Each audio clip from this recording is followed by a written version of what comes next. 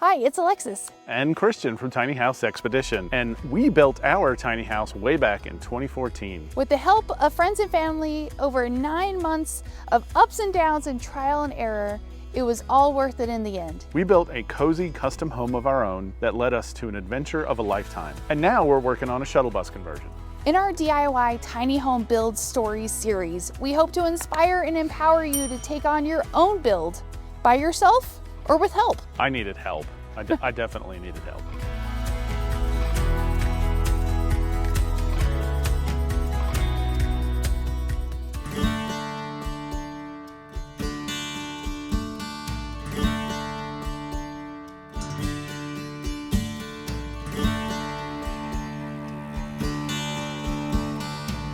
Hey, I'm Kevin. And I'm Sarah, and this is our tiny house in Portland, Oregon.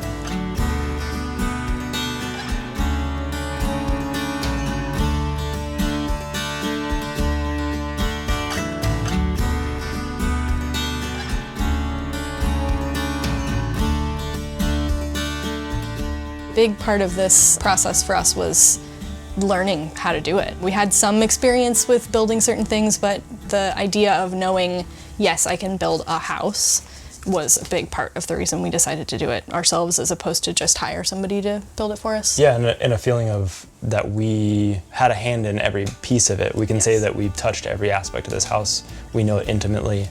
Yeah, very important.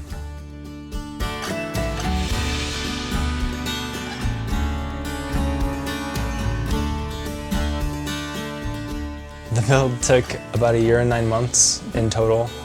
I was aiming for personally like 3 to 6 months, but woo! I think some of the choices we made design-wise, I'm very, very happy with, but that complicated the build a ton.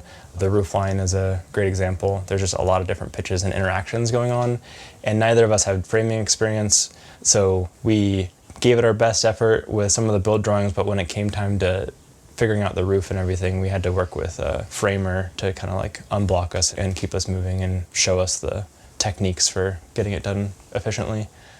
I think we thought we were going to be more independent on how much help we needed because we had these build drawings, and we started, like Kevin said, with the walls, and that seemed to go really great, and framing walls goes up so quickly, and we're like, this is not going to take any time at all. The floor system first. Yeah, the floor that was system, a piece of cake. right, yeah, and those two things, you know, we had friends help us stand the walls up and everything and attach them, but That's when the hard part started. Yes, that really puts a false sense of your timeline, I think, in getting the walls stood up and being like, oh, no problem. Yeah. Kevin had taken 3 months off work, and so we thought, like, this is going to be great.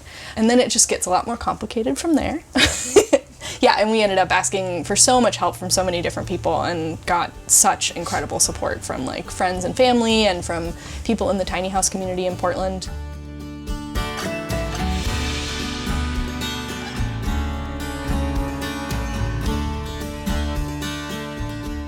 We have a full regular couch, which was really important to me. I work in furniture, and it didn't seem appealing to me to have a plywood with foam on top of it couch. And that also hides one of the wheel wells, which is an important problem to solve in tiny home living. And then across from the couch is the entryway. So we have this entry closet, which we really wanted to have a place, because it rains so much here, to have coats and things like that, sort of a mud room, but the tiny house version of a mud room. And this is another way that we're hiding the other wheel well. It's all the way tucked under there, but this gives us a space that feels different than the living area to be the entryway. So this closet, this is one of my favorite pieces in the house. This was a vanity mirror from the East Lake period. It's like built in 1900s, early 1900s. So this top part was surrounding a mirror that we bought in a vintage shop. We took the whole thing apart, changed the size, put it all back together, and then built this closet around it to make it feel like a vintage piece of furniture, even though it's actually built in very specific size to the tiny house. With the Murphy bed, we bought the hardware and the plans, but then we built the actual structure to fit in the specific space, which meant that not only with the bed, but we were able to add in these cabinets. Like this one holds the bed pillows, so when we put the bed away, we put the pillows up in there, and then other ones have towels and sheets and things like that in them. So when the bed comes down, there's some little blocks that we put as the feet on that side, and then you just pull the bed down, set them on the blocks. The mattress is not even attached, it just stays in place with weight, and it's super easy to take up and down. That was one of the questions we got a lot when we decided to go with a Murphy bed, was like, oh, you have to make and put away the bed every day, and we've not found it to be a problem at all. It's really, really simple. And then across from the bed is the closet. That was something that I really wanted, was not a tiny closet in the tiny house. It still has a ton of space. It's an old TV cabinet that we repurposed. We actually took the legs off and built in one extra layer to make it a little bit taller and to have a little bit more space to add in some extra drawers. But again, that's like a different type of wood and a different feel to make this room feel like really rustic.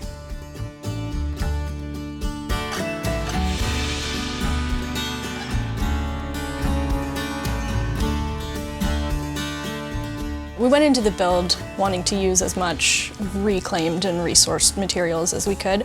I think as the build went on, we did a little bit less and less of that, depending on availability and price and ease. But we did want to incorporate things where it wouldn't sacrifice the energy efficiency of the house. So like we had originally planned to have a vintage door, but it was a single pane window. We wanted to have a window in the door for sure, but we ended up with a single pane window, and just the amount of energy that was going to drain. And the Dutch door. Yeah, and we wanted to have a Dutch door, which has the top and bottom open separately, and it just didn't make sense energy efficiently. But like the floor inside the house is reclaimed, because that was something that, you know, it wouldn't matter to the efficiency of the home. So we tried to sort of skate that line. Like the windows are new because we wanted them to be like really well insulated, but then the exterior siding is old, sort of back and forth like that.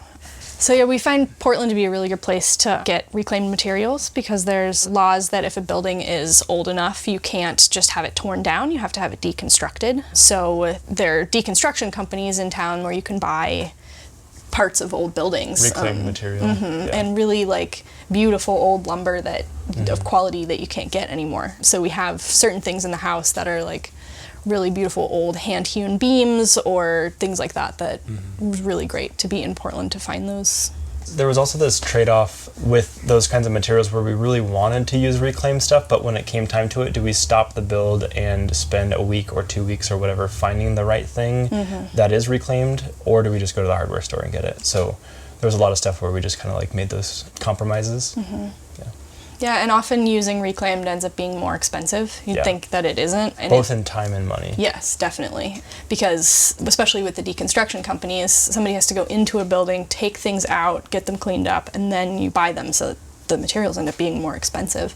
So we did a lot of sort of weighing the pros and cons of or stuff like that. The siding, we spent so long just like sanding, cleaning, patching holes, gluing pieces that were cracked or broken before we could even install it. That was like a couple weeks of work, I think. At least. Yeah.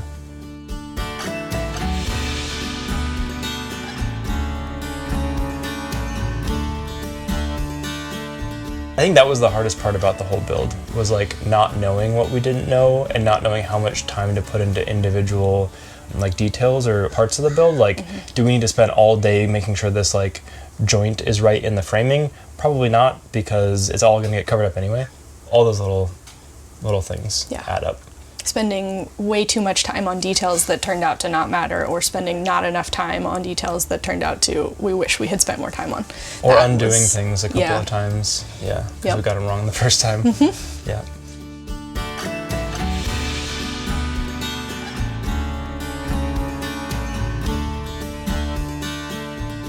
Just anything that felt like risky, and we're already, with a tiny house, already kind of skirting the lines on like code and stuff, because there's just not a lot of that, and we're like doing our best, but an electrician's gonna know what to do there. So yeah, another thing we had a lot of help with is the metal roof install, and making sure that like the skylights and everything were all flashed really properly. Really well waterproofed, because Portland, it rains for like half the year. So everyone kept telling us not to put a skylight in, but we really wanted a skylight. Yep. One of the things that I thought we did really well with hiring out help is we tried to hire folks that we could be a helper for. Some folks were very put off by that idea, but like the roofer, I was his helper assistant worker for the day. He led the job, but I was helping him. And so I feel like I did or was part of the roof install, and I now have the skills to do metal roofing. But yeah, the learning process, like someone that's skilled to kind of like take on the job, but I get to learn alongside them is, really nice. We hired a guy named Bruce from Tiny Digs, which is a hotel in town, a tiny house hotel, and he was invaluable He's to built help like us. 15 of them now or something. Right. And I got to calling him the rent-a-grandpa, because Yeah. he would come in and like, he just knew every part of it. So he like helped with the electrical, helped with the roof framing, just did so much. Anytime we felt blocked, we Yeah. could just call him up and he'd be like, yeah, I'll be there tomorrow. And came out and helped for a day or whatever until we felt comfy to make progress on our own again. The best. Yeah.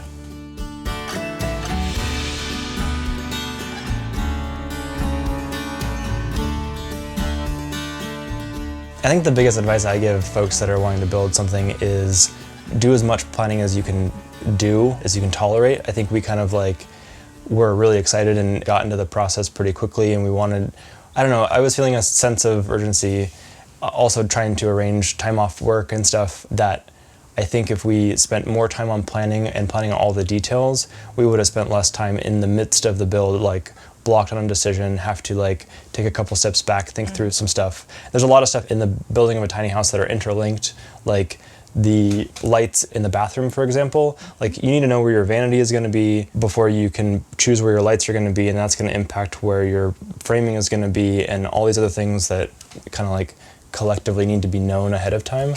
So you have to have a bathroom mirror picked out before you can get your electrical finalized, which is just not something you think about when you're just first starting. Yeah.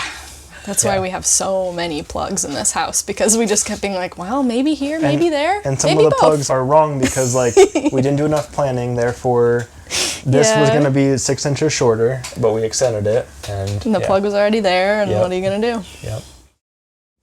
Building for the climate that you expect to be in. We had to talk a bit about that with like a wood stove. We talked about like, do we want a wood stove or do we not want a wood stove? There are some aspects of the build that we're still fighting because we made a particular choice and it's maybe not suited for the climate very well. Like the water heater, for example, is an exterior water heater. And we've now had 2 winters where pipes or something freeze in it, and it just becomes problematic for like a couple weeks in Portland where it gets cold. So before winter hits, we're going to insulate that and like wrap it in a box and weatherproof it better.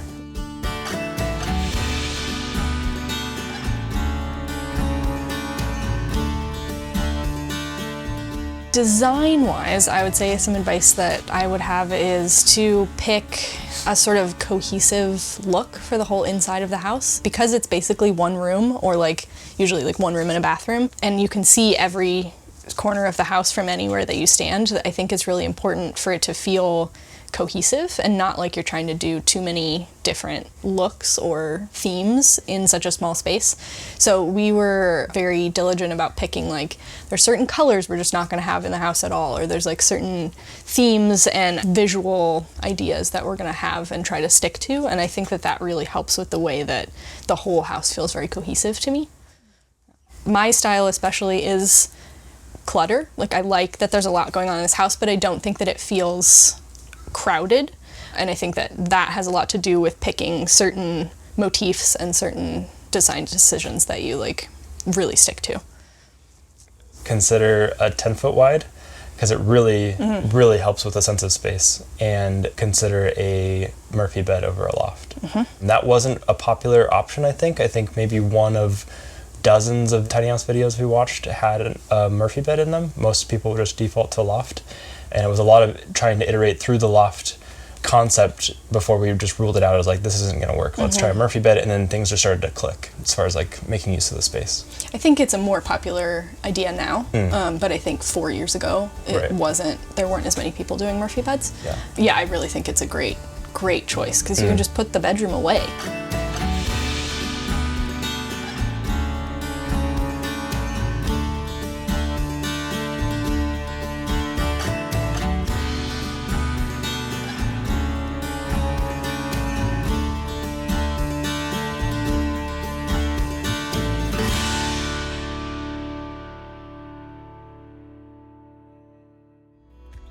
it's Alexis again. And Christian from Tiny House Expedition. Don't forget to like, comment, and subscribe. And to watch the full tour of the DIY tiny home you just learned about, click over here.